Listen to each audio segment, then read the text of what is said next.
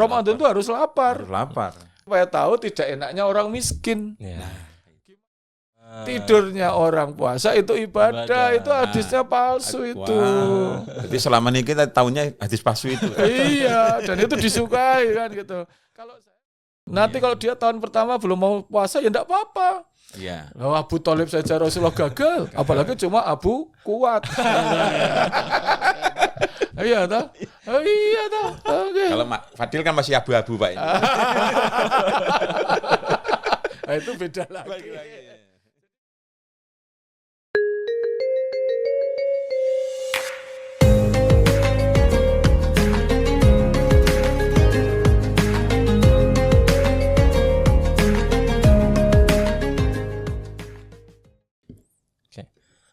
Assalamualaikum warahmatullahi wabarakatuh.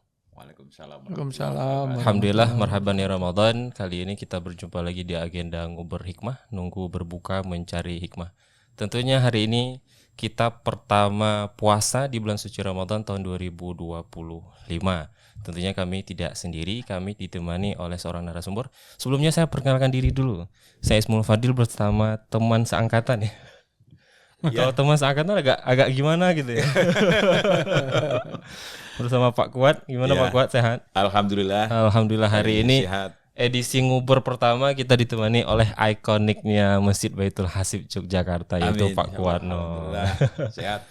Tentunya kita tidak berdua Pak Kuat ya. Kita ditemani oleh seorang narasumber, beliau seorang dosen Universitas Gadjah Mada Yogyakarta, beliau juga seorang Sekretaris Takmir Masjid Kampus Universitas Gadjah Mada Yogyakarta. Beliau adalah Profesor DRH Haji Agung Budianto MP PhD. Assalamualaikum Ustaz. Waalaikumsalam Mas Fadil. Gimana kabarnya Ustaz? Alhamdulillah sehat. Ini kita pertama bertemu di ruang podcast Ustaz ya. Iya.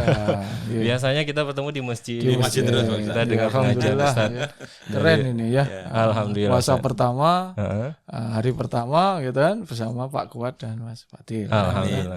Tentunya biasa. Penonton nguber hikmah di rumah pasti tidak asing dengan Ustadz Agung Budianto. Oh ya, pasti. Terutama yang BPK.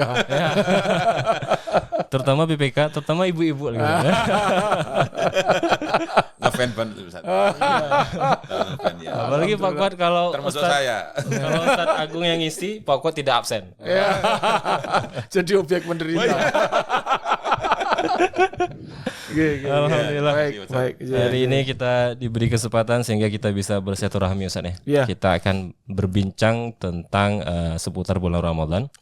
Banyak hal nanti yang akan kita tanya jawab dengan Ustadz. Tentunya pertama Ustadz, untuk persiapan diri di bulan suci Ramadan nih Ustadz, kira-kira apa yang harus kita persiapkan? Biar lebih bulan Ramadan kali ini berbeda dengan tahun yang kemarin. Itu gimana Ustadz? Harus persiapan seperti apa? Jadi sebelumnya Assalamualaikum warahmatullahi wabarakatuh. Waalaikumsalam warahmatullahi wabarakatuh. Terima kasih ini kita diberi kesempatan ya untuk mengawali sebuah bulan suci yang tidak semua orang itu akan ketemu sama bulan ini. Jadi kita bersyukur kita bertemu dengan bulan suci Ramadan. Jadi memang ada 3 kelompok manusia ketika ketemu dengan bulan Ramadan itu ya mau. Jadi nanti persiapannya ya tergantung sifatnya itu. Tapi kita seperti biasa ya. Saya itu punya prinsip itu tidak ada manusia yang sempurna. Jadi misalnya di awalnya kok ogah-ogahan, bisa aja di tengah nanti dia justru yang lebih baik dari kita. Tapi ada yang di awalnya itu semangat gitu ya. Kemudian nanti pertengahan dia akan mundur, ternyata itu ya ada. Tapi ada yang sejak awal itu gaspol sampai akhir. Tapi ada yang sejak awal itu enggak cetong gitu loh. Ya biarkan saja, hidup itu harus seperti itu. Tapi saya kira setuju pertanyaan Mas Fadil, yaitu apa persiapan kita. Yang jelas bahwa ibarat sebuah perjalanan, jadi kita itu dapat privilege gitu di bulan Ramadan sebagai umatnya Rasulullah. Prinsipnya Allah itu sama Rasulullah ingin kita masuk surga. Makanya diberi kesempatan yang luar biasa. Sehingga di surat Al-Baqarah 183 itu kan ada kalimat ya ayyuhallazi na'amanu ya ta kutiba alaikumusiyam kama kutiba alal ladzina min qablikum la'allakum tattaqun. Ya kita sepakati ya menurut Ustadz Adi Hidayat itu yang pinter banget itu ya. Saya suka dengan gaya beliau. Jadi ya itu untuk umum gitu kan. Untuk semua orang ya Ya itu di Arab dikatakan untuk orang yang dekat, yang sedengan dan yang jauh. Jadi makanya kalimatnya ya ayyuhallazina amanu. Sudah ya untuk semua orang masih pakai ayyuhallazi itu menyangatkan. Jadi ayo toh, mari sing ado ya mari, yang dekat ya mari, yang sedengan ya mari. Sehingga setiap kali Ramadan itu mesti keren. Jadi itu awalnya. Jadi setiap Ramadan datang itu orang seneng gitu loh. Seneng ya. Bahkan orang yang nggak pernah sholat aja gitu. Kalau tarawih kan jadi semangat ya. Yang nggak pernah puasa aja puasa. Habis itu ya lemes gitu kan. Nah maka dari itu persiapan dulu kan ya adalah niat itu tadi. Tapi saya termasuk mazhab yang pokoknya diniatkan. Jadi nggak usah bilang wah ini kok ratek niat. Malah wega-wega ya memang ada. Jadi setiap ada Ramadan malah waduh gitu lah yang pertama. Waduh masih kerjaan banyak malah puasa lagi gitu. Puasa lagi, lapar lagi. Yang kedua yang ketemu bulan Ramadan marah gitu ya. Wah, tobat iki. Iya. Kalau yang pertama itu masih seneng tapi agak apa gitu ya. Yang kedua itu semuanya orang seneng gitu. Ya ada wong Islam itu. Ya biar yang ketiga yaitu yang sangat berbahagia. Jadi exciting. Nah, persiapannya satu ilmu kita seperti hari ini gimana sih Ramadan. Media kita kan sekarang banyak. Di masjid-masjid juga sekarang sudah ada tahrib Ramadan, manhaban Ramadan. Nah, yang kedua ini mau tidak mau sekali adalah fisik ya. Fisik. Terutama ibu-ibu. Ibu-ibu itu nanti akan endurance. 1 bulan penuh. Beliau itu malam taraweh, darus, jam 11 baru tidur, jam 3, setengah 3 udah bangun. Kalau Pak Kuat bangun jam berapa biasanya? Ya, jam setengah 4. Oh iya. Kalau Mas Fadil saya tahu.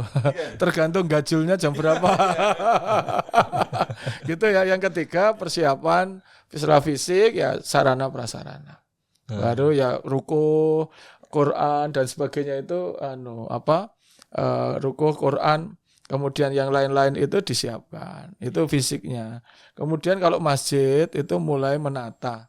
Kan sedang mulai menyusun jadwal. Benar. Jadwal takjil, jadwal taraweh, pengisi dan sebagainya itu bagian dari sebuah persiapan itu. Nah, dengan persiapan itu menunjukkan bahwa kita itu harus siap untuk masuk bahagia, cuman kalimat berikutnya menjadi beda. Ya ayyuhalladzina amanu gitu kan. Jadi di situ kan lalu orang beriman pakai amanuman itu kan artinya menunjuk pada pribadi. Jadi ini mau Ramadan itu mau ceria, Ramadan mau gaspol seperti ya, tapi itu tergantung pada akhirnya kepada pribadi masing-masing. Nah, persiapan itu yang ada. Kalau saya sih terakhir ya semuanya itu tetap moderat lah. Ya artinya jangan terlalu berlebihan. Jadi misalnya habis sholat taraweh darus itu ya, habis darus ya tidur lah. Jangan semalaman. Nanti hari berikutnya jeglek malah nggak bisa kerja. Kemudian puasanya ya nanti kita diskusikan lebih lanjut seperti apa ya kan, tidak makan tidak minum dari terbit fajar sampai tenggelam matahari. Tidak berhubungan suami istri di pagi sampai petang. Nah, itu persiapannya. Kira-kira niat, sarana prasarana yang panitia masjid yang menyiapkan, nah saya kira itu sudah cukup lah menurut saya. Nah, ngomong-ngomong tentang fisik tadi Ustaz. Karena biasanya mahasiswa kalau udah bulan Ramadan itu fisik harus dipersiapkan. Karena mereka harus duluan datang ke masjid yang ada takjil gratis. Itu nomor 1 itu. Ya. Ustaz, bukan mau ditanyain. Ini yang saya tanyakan Ustaz. Ajakan kepada teman yang belum melaksanakan ibadah puasa yang cara benar-benar atau mungkin niatnya belum ada itu, saya sering ini Ustaz mengajak teman saya sendiri. Mbak ayo kita jalan, kamu kita udah agamanya Islam ya Mbak, ayo kita puasa yang benar-benar gitu. Kadang sampai kantor baru jam 9 dah, waduh, nggak kuat. Nah itu bagaimana cara menanggulanginya itu? Saya itu kepengen sekali kasih tahu yang benar cara berpuasa. Gini, masa nggak bisa nahan? Kita malu dengan anak yang masih kecil. Gitu. Apalagi di depan kita Pak Kutan ya? Di depan kita. Nggih, jadi memang bagaimana? Yang pertama kan kita harus memang kalau untuk kita yang mungkin sudah sering puasa gitu ya, kecuali yang temennya Pak saya itu khususon ya. Tapi kalau yang secara umum ya, maka pada bulan Sya'ban Rasulullah banyak melakukan sholat puasa sunnah. Sampai di Bukhari nomor 1969 hadis itu beliau Rasulullah mengatakan bahwa Aisyah yang mengatakan meriwayatkan itu, saya tidak pernah melihat Rasulullah berpuasa sunnah sebanyak di bulan Sya'ban atau ruwah, kecuali beliau di bulan Ramadan. Jadi beliau itu hampir penuh itu. Nah, itu untuk membiasakan diri. Jadi yang pertama persiapan lain ya khususon itu membiasakan diri untuk sholat puasa sunnah. Senin Kemis paling tidak itu boleh dilakukan sehingga nanti menjadi terbiasa ini untuk kita. Kemudian yang Pak Kuat setuju juga, memang agak susah sekarang. Dan saya melihat kecenderungan, betul kata Mas Fadil, tahun ini itu berbeda dengan tahun kemarin. Tahun kemarin itu sudah merasakan ada suatu orang tidak menjalankan agama dengan benar itu malah bangga. Basa Jogjan itu ngoho gitu. Sopo wani karo aku. Sehingga sekarang itu orang rokok, sejak tahun kemarin itu saya sudah perhatikan, orang rokok di depan, baik itu mungkin muslim dan non muslim ya, apapun itu ngerokok di tempat umum waktu puasa itu disengaja, seolah-olah kayak ya ngoho gitu, gini aku ya ora apa-apa gitu. Memang itu agak berbeda sekarang. Dan yang kedua, ambang batas orang malu itu menjadi sangat rendah di Indonesia akhirnya. Terkait malu untuk tidak puasa itu udah nggak ada. Kalau tadi kan Mas Wadil, Pak Kuat ngerti wah malu ya. Enggak, sekarang itu bukan itu kok. Mereka itu enggak menjalankan agama itu bangga. Seneng gitu ya. Seneng. Di jalan, maaf ya, perempuan tidak pakai nutup aurat itu bangga. Bukan kok jengah malu ya, enggak. Mereka itu justru bangga. Nah, itu repotnya sampai beragama itu orang poso itu jadi biasa. Nah, bagaimana caranya? Saya setuju Pak Kuat tadi. Ya diberitahulah. Kita tugasnya memang amar ma'ruf nahi. Karena masalah dia mau nggak mau itu urusan kedua. Saya kan sering sampaikan, Rasul saja diayeli. Rasul itu waktu pindah dari Mekah ke Madinah, yang ikut beliau kan hanya 10% toh. Yang 90% itu kan ngeyel, itu Rasul loh, orang sempurna loh. Orang yang paling mulia aja diayel, pokoknya memang Pak Kuat. Mas Fude, Pak Kuat ini ngopo ya. Makanya biasa saja, pokoknya itu aja terus. Itu satu. Yang kedua, makanya makanya ada slogan. Karena kita manusia bukan nabi boy gitu.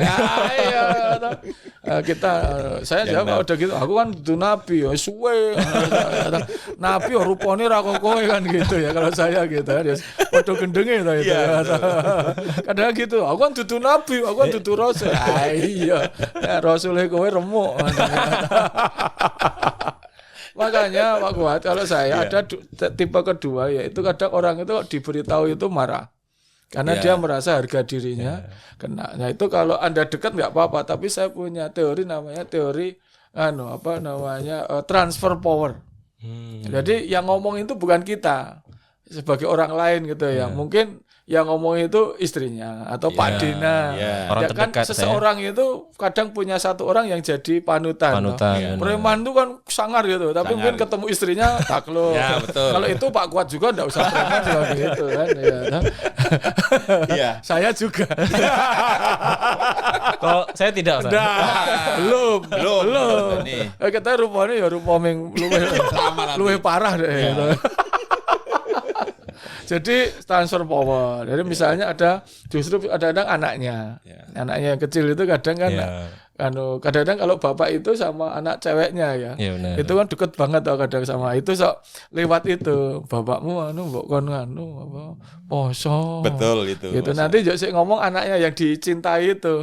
Wah, mbok poso isin kowe gitu kan anaknya itu dia ada. Atau mungkin punya bapaknya atau apa. Itu namanya Yang kedua, komunikasi itu mengajak itu yang baik, yang efektif itu yang non verbal. Verbal itu pengajian, ceramah, pidato pakai surat itu verbal. Tapi mungkin yang lebih kuat itu non verbal. Jadi misalnya yang kita ajak itu sukanya mancing. Nah, kita harus ikut mancing. Menyesuaikan saya. Ikut menjadi pemancing. Kita nggak suka ya mancing. Ya gimana cara harus suka. Sekedar untuk ngomong. Atau yang lain apa dia? Oh dia suka olahraga, badminton. Nanti pas leren itu toh, udah akrab kan enak. Sesuk itu poso, siap bro. Aku ora tau poso, malu ngobrol. Soal nang rokok piye. Kalau sahabat Kedah kan enggak apa-apa. Tapi kalau orang lain tuh marah dia, mau rokok karo swarga urusanku. Ngopo kowe trikis kan gitu. Tapi kalau kita badminton akrab, njuk bengi bakmi. Sudah akrab toh. Sesuk Gus Dur tak terke bakmi. Ayo, terke bakmi. Bakmi sambil ngobrol. Piye esuk poso ora? Hari pertama gitu dulu. Nanti bakmi lagi. Suwe-suwe kan masa ora tahu poso itu. Itu metode. Yang penting karena Allah tidak melihat dari hasil akhir. Ibadah itu dilihat dari prosesnya. Proses bagaimana proses itu ada sehingga sampai ada suatu hadis yang luar biasa. Itakunaro walau bisiki tamrotin fa'lam tajidu fi kalimatin thayyibatin. Allah mengatakan kamu itu bisa terhindar dari neraka meskipun hanya bersedekah separuh biji kurma. Kalau kamu itu tidak punya separuh biji karena miskinnya, maka bersedekah dengan fi kalimatin thayyibatin, dengan kalimat yang baik. Kan keren itu. Artinya prosesnya. Separuh biji kurma kan tidak mengenyangkan. Ini bukan masalah kenyang dan tidak. Kenyang dan tidak itu urusannya Gusti Allah. Maka Allah Rasulullah separuh biji kurma dan itu cukup kan? Bukan, kalau separuh biji enggak cukup, hasilnya kenyang dan tidak itu Allah kan, bukan karena itu. Maka ketika perang Badar kita tahu, maka sahabat itu membawa kurma. Bekalnya itu kurma. Itu baru tahun kedua Hijriah atau kurmanya itu saja tidak dimakan, Pak. Dia dimut saja, habis itu dimasukkan lagi. Tapi hanya dengan itu ngemut kurma itu ternyata tenaga mereka bisa berlipat ganda. Karena Allah yang memberikan tenaga, bukan karena kurmanya itu. Makanya sama, kalau kita berproses, biarkan yang dihitung itu prosesnya, bukan nilai kurma kita itu. Nanti kalau dia tahun pertama belum mau puasa ya enggak apa-apa. Abu Thalib saja Rasulullah gagal, apalagi cuma Abu Kuat. Iya toh? Oke. Kalau Fadil kan masih abu-abu Pak ini. Itu beda lagi. Jadi gitu ya Pak Kuat. Tapi saya salut Pak Kuat itu istiqomah untuk mengajak. Diajak. Masalah dia gelem ora itu loh. Abu Thalib gagal. Rasulullah saja gagal loh. Ya, apalagi cuma kita, ya. Sayyidina Umar, Sayyidina Abu Bakar aja kan kadang-kadang beliau ngajak orang itu gagal, apalagi cuma Sayyidina Fadil. Makin jauh gagalnya kan gitu loh. Nyaman saja, yang penting aja, gitu ya Mas. Oke, gitu saya walau bisawab. Ya. Nah, yang terakhir Ustaz, tentang amalan-amalan khusus yang harus kita lakukan di bulan suci Ramadan. Jadi yang penting itu kan kita konsisten. Makanya sampai Siti Aisyah itu pernah ngendikan, Rasulullah pernah mengatakan ibadah yang baik itu adalah ibadah yang konsisten, istiqomah meskipun sedikit. Maka saran saya tadi itu loh, jangan membabi buta. Jangan emosional gitu. Jadi kalau saking senengnya di masjid lalu dia enggak pulang. Jadi tarawih habis itu darus malam pertama itu sampai jam 1 jam 2 tidur. Nah, itu saya kira tidak begitu. Terlalu itu satu yang kedua itu kan kita melihat rewardnya itu tetap menjadi hal yang ada 4 kemuliaan orang-orang yang berikut sholat. Yang pertama itu kesempatan meraih surga Rayyan. Itu dari Bukhari Muslim itu mengatakan bahwa orang-orang yang berpuasa itu nanti akan masuk surga Rayyan. Kalau dia sudah masuk, maka dia tidak akan keluar lagi. Itulah. Jadi pintu surga kan banyak ya. Asalnya surga Rayyan. Nah, kita kan kalau pengen paling gampang untuk menurut saya dari pintu yang lain adalah masuk surga Rayyan. Lewat situ karena orang puasa itu kan atmosfernya puasa. Lingkungannya puasa, lingkungannya tarweh. Jadi enak ikuti aja gitu loh. Tapi kalau kita sedang di luar itu, ketika orang kuliner kita puasa kan berat misalnya. Kalau ini kan semua puasa, mau makan apa di rumah juga nggak ada apa-apa, puasa sekalian kan gitu. Sore ke masjid kan mesti ada buka, tarweh gitu kan, cari yang yang nyaman misalnya gitu. Yang kedua akan mendapatkan ampunan dari Allah SWT. Dari Bukhari, Muslim kan jelas itu. Man shoma Ramadhana imanan wa ihtisaban ghufira lahu ma taqaddama min dhanbi. Barang siapa berbulan Ramadan lalu dia berpuasa, maka dia akan diampuni dosanya setahun yang lalu dan akan datang. Adakah nikmat kecuali dosa diampuni? Kan tidak ada. Nah, yang kedua man koma. Barang siapa yang koma menghidupkan malam-malam Ramadan, maka diampuni dosanya setahun lalu dan datang apabila dia dengan penuh keimanan dan pengharapan. Nah, makanya pas bulan Ramadan ini niat kita adalah dosa diampuni. Jadi mestinya ibadah kita minimalis, nggak apa-apa gitu loh maksud saya. Minimalis saja, yang penting kan kebaikannya lebih banyak dari dosanya. Nah, dosanya kita hilangkan. Tapi kalau bisa ya maksimalis ya. Yang ketiga itu kemuliaannya itu adalah doa-doanya itu mustajab.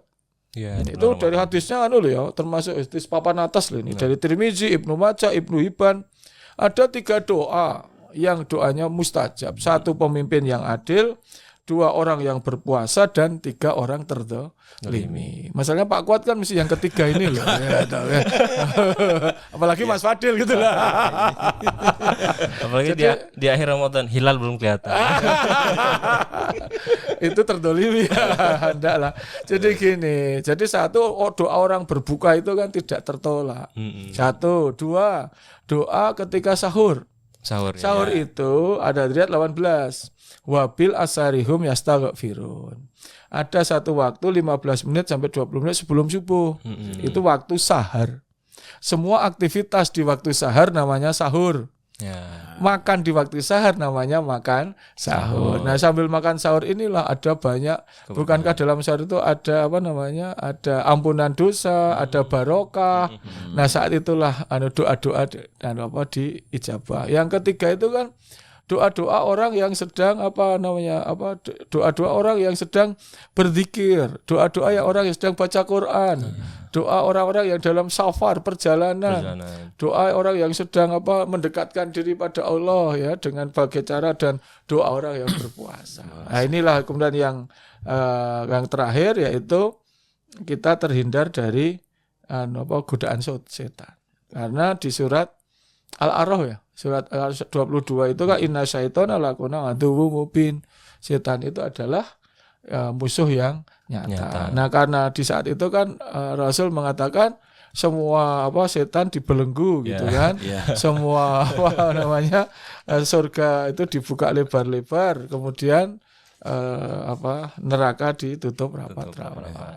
Nah, cuman ya itu 4 kemuliaan itu. Kemudian nanti kalau takjil, kita memberikan takjil, maka orang yang memakan itu pahalanya diberikan pada yang memberi takjil tanpa mengurangi pahala orang itu.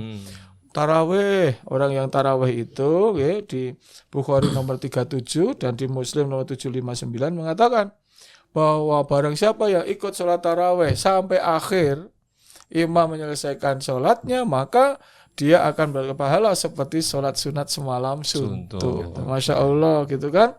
Dan tarawih itu adalah sunat mu'akad. Nah, lalu baca Quran dilipat gandakan. Ya, dari 1 kali 10 kali 70 ya. Kemudian apalagi kenapa? Dari Anas bin Malik dan kawan-kawan mengatakan kenapa Rasulullah itu selalu mengakhirkan sahur itu, yaitu tadi karena ingin dapat pahala waktu sahar. Dan banyak sekali itu. Artinya itu menjadi semangat kita bahwa dosa diampuni, kebaikan ditambah. Nah, kita itu kan gini, mau masuk surga itu kalau kebaikannya lebih banyak dari dosanya. Ulaika ladzina taqabbalu anhum ahsana amilu wa natajawazu an sayiatihim fi ashabil jannah. Siapa penduduk surga itu? Orang yang diterima amal baiknya, diampuni dosanya. Lah Ramadan kan cetok, diterima Allah, diampuni. Jadi kalau misalnya Pak Kuat itu pengen masuk surga cepat, tapi Syawal mati aja.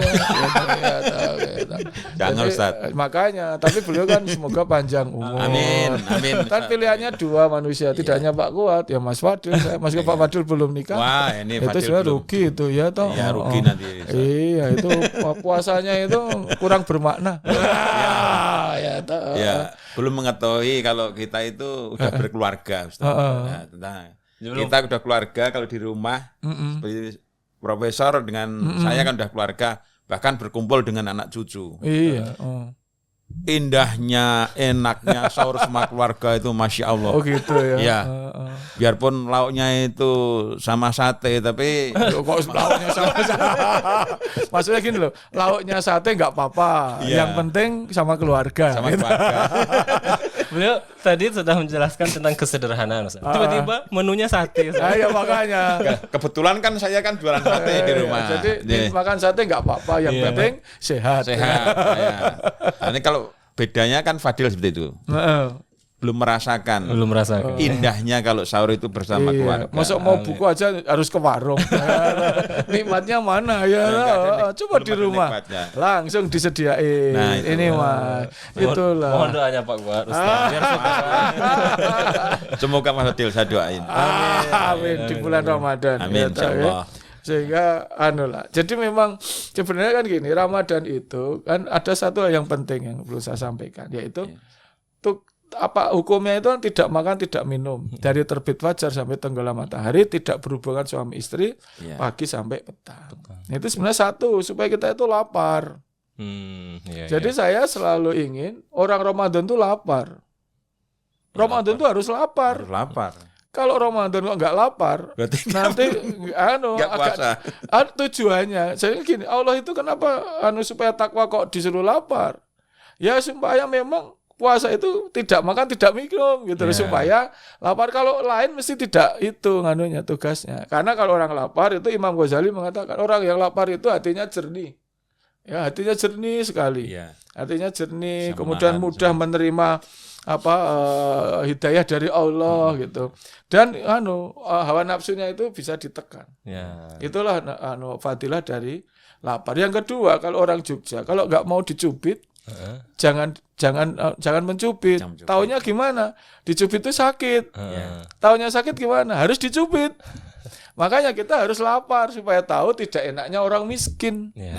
Gimana kita mau jadi orang yang sedekah? Gimana kita mau jadi simpati empati ketika kita saja tidak pernah merasakan lapar. Makanya ada hal yang di Indonesia itu kan tadi dikatakan Mas Fadil bahwa akan ada beda karena sekarang ini bergeser puasa itu hanya seperti diet. Diet hanya diet, misalnya pagi nggak makan. Kan sekarang dietnya macam-macam, nggak makan dari jam sekian sampai sekian. Itu tidak salah, tapi puasa itu bukan begitu. Puasa itu justru harus kita itu sampai lapar. Mungkin saya agak beda ya dengan yang lain. Kan dia mengatakan puasa itu segar sepanjang hari. Puasa itu supaya aktivitas di kantor tetap semangat gitu kan. Ya tetap nggak bisa. Karena kita memang disuruh lapar supaya simpati empati. Oh kayak gini tuh orang yang miskin. Oh kayak gini tuh orang yang nggak punya makanan. Sehingga besok kalau ada orang miskin kasih. Kenapa? Pernah merasakan tidak lapar dan dahaga itu. Nah ini yang sering dilupakan sehingga ada ilmunya Mbah Surip. Gimana tuh? Tidur lagi, bangun lagi, tidur lagi, bangun lagi. Subuh, habis subuh ngantuk toh, mandi, tidur, bangun tidur kan haus, mandi sampai keramas, gitu, sulup, gitu toh, bangun, nanti habis mandi tidur lagi, kan enak banget itu habis mandi lapar tidur, jam 10 bangun, udah pusing toh itu, mandi lagi, zuhur, habis zuhur tidur lagi, nanti jam 4 bangun, gitu kan, mandi lagi, jam 4 bingung mau makan, ibunya bilang, kenapa kamu makan jam, loh kan sudah maghrib Bu, gitu kan, siapa bilang, itu sudah adzan, itu adzan asar. Nah, gitu. Loh kok adzannya mirip ya, misalnya kan gitu ya, mirip kok asar sama maghrib ya. Nah itu dapatnya ya cuma tidur sama, karena yang terjadi itu jadi hadis palsu yang beredar. Tidurnya orang puasa itu ibadah. Itu hadisnya palsu itu. Jadi selama ini kita tahunya hadis palsu itu. Iya, dan itu disukai kan gitu. Kalau saya lebih cenderung gini, bukan orang tidur ibadah, orang yang ketiduran saking laparnya. Itu ketiduran. Itulah namanya ibadah jihad. Bukan sengaja. Bukan sengaja. Jadi saya nggak sengaja itu di masjid. Nggak sengaja niat ya. Nah itu. Yang bahayanya bahayanya bukan itu. Yang bahayanya bangun lagi, tidur lagi, bangun lagi, tidur enggak bangun-bangun. Itu yang janganlah. Kan belum punya istri kan enggak enak kita ya toh. Gimana nikmat dunia itu kan? Karena imannya baru separuh dia. Iya, betul. Berarti kalau Pak Kuat mau banyak imannya ya 3. Karena imam semakin banyak makmum semakin bagus. Iya, tapi kaplok sandal. Jangan berpikir ya. Nah, itu termasuk itu toh. Tidak berhubungan suami istri dari pagi sampai petang. Itu yang sah saja gitu. Tidak boleh kita dekati. Apalagi yang tidak sah kan gitu. Nah, itulah yang menjadi pelajaran. Yang halal saja kita nahan kok. Itu tuh fungsi lapar. Yang halal kita nahan dari pagi sampai petang. Apalagi yang haram. Nanti setelah selesai Ramadan kan harusnya yang halal saja bisa nahan. Masa yang haram enggak bisa nahan kita. Cuman memang yang haram itu biasanya yang enak-enak itu yang diharamkan kata Bang Roma gitu kan. Yang enak-enak itu yang diharamkan. Makanya pakai bilang betul lagi. Iya. Orang-orang itu cari yang haram aja susah kok, apalagi yang halal. Itu beda lagi itu. Ya, lalu baca Quran. Ya, itu ada di bahkan yang baca Quran ini sampai hadisnya muttafaq alaih loh. Artinya begitu banyak perawi yang Rasul itu selalu, berarti Rasul kan sering mengucapkan ini. Ya, begitu inginnya Rasul itu umatnya itu baca Al-Quran gitu kan. Dari hadis Tirmidzi, alif lam mim itu satu huruf satu pahala. Ya, alif lam itu bukan satu kata, sudah satu pahala tapi tiga kata. Alif lam dan mim. Lalu dari Aisyah mengatakan kalau Bukhari itu 4937 dan Muslim itu 798 itu mau menyemangati orang yang tidak lancar untuk baca Al-Quran. Beliau mengatakan Rasulullah bahwa orang yang baca Al-Quran itu satu huruf satu kebaikan. Tapi orang yang lancar tartila itu dia akan besok itu hidup bersama orang-orang yang baroroh. Baroroh itu orang yang nabi dan rasul, orang yang sudah tenang jiwanya. Jadi pintar maca Quran, baca gitu kan. Nah, bagi yang enggak gimana? Ini Rasul menyenangkan sekali. Nah, kalau yang enggak bisa terbata-bata itu dapat 2 pahala. 1 membacanya, 2 karena kerja keras bisa membaca. Saya lalu ada orang mengatakan, kalau gitu Ustadz kita enggak usah pinter-pinter aja. Tapi kan 2 itu ya. Itu gaya-gaya orang-orang pokil itu kayak gitu ya, itu bahwa untuk loro gitu kan. Tidak, bukan begitu. Hanya ini maksudnya bahwa ketika seseorang itu berusaha dengan sungguh-sungguh maka Allah tidak akan membiarkan. Yang kedua, tidak harus yang baca Quran itu orang yang sudah pandai baca. Makanya nanti kalau darus itu dibagi-bagi toh. Yang pinter agak tidak pinter sama yang masih terbata-bata. Sehingga mereka ada yang ngajari gitu. Sehingga itulah orang yang baca Al-Qur'an itu kan termasuk sunnahnya. Begitu. Iya, Mas. Siap. Makasih Ustaz. Nah, tidak terasa kita udah 30 itu satu lagi ya, enggak lupa itu Lailatul Qadar.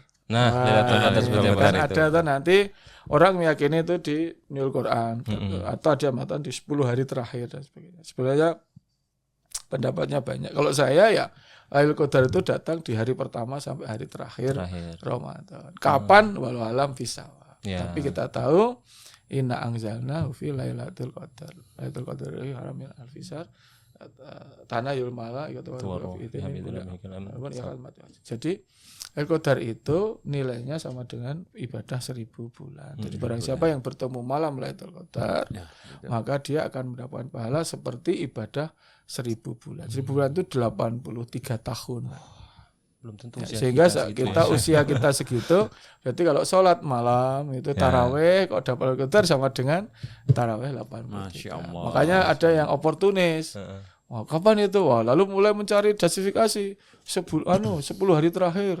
Makanya 10 hari terakhir mana harus lagi gitu. Yang ganjil gitu kan. Sehingga dia hanya selikut 23 25. Lalu kayak apa? Yang kalau malam tidak terlalu dingin, tidak terlalu panas, sepoi-sepoi, bintang-bintang, dia nyari itu aja. Itu namanya oportunis gitu kan ya. pokil. Maka kalau saya ya sejak hari pertama ya kita istiqomah. Pasti betul. Kalau 30 hari kita terus beribadah dengan baik pasti dapat malam. Betul. Ya. Kalau tarawih darus jangan sampai lowong lah. Meskipun kadang tarawih sendiri misalnya, atau darus sendiri, tapi jangan sampai syukur ke masjid. Itu kira-kira. Jadi kesimpulannya bahwa ternyata nyaman-nyaman aja. Ya, jangan menakutkan tapi enjoy saja seperti biasa, tapi pahalanya yang luar biasa. Gitu. Satu lagi Ustadz. Ustadz kan pernah melaksanakan ibadah puasa di negara Jepang. Seperti apa mungkin puasa di Jepang? Apakah sama dengan di Indonesia? Apakah ada imsaknya? Ini menarik waktunya dan bagaimana? Jadi gini, saya itu kebetulan cukup lama di negeri matahari terbit itu hampir 6 tahun.